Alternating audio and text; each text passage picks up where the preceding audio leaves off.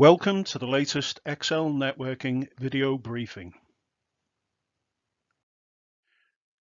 The XL Explained series of videos has been designed and developed to provide important technology updates in bite-sized sessions and are based upon frequently asked questions received by our technical team. Each one will last no more than 5 minutes or the time to drink a cup of coffee. This particular presentation relates to the Construction Products Regulation and the general level of misunderstanding and confusion surrounding the testing methods employed to classify cables.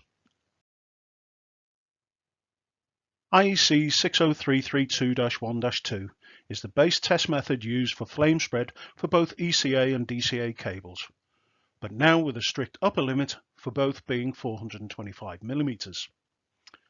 This is where it ends for ECA. There are no requirements to test for acid gases or smoke, which some mistakenly believe is part of the IEC test. Both are needed for a cable to be described as LSOH or low smoke zero halogen. On the other hand, for the DCA classification, we must also carry out the BSEN 5399 and BSEN 60754-2 tests. These go much further than the previous bundled cable test that was employed for the non-discriminatory IEC 60332-3 series, which by the way only ever had recommendations for flame spread limits and employed a 10 kilowatt flame. We now apply a 20.5 kilowatt flame to the test sample for a duration of 20 minutes, during which time we measure the following 4 parameters using BSEN 5399. Total heat release, total smoke production, peak smoke production rate, and flaming droplets. Acid gases are measured using the separate BSEN 60754-2 test.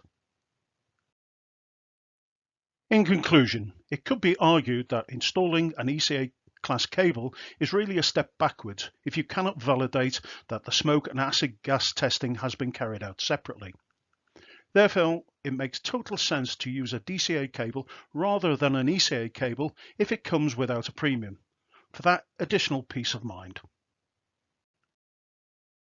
If you have any questions about the CPR, please send an email to cpr@xl-networking.com and we will endeavour to answer it in a timely manner. Thank you for listening.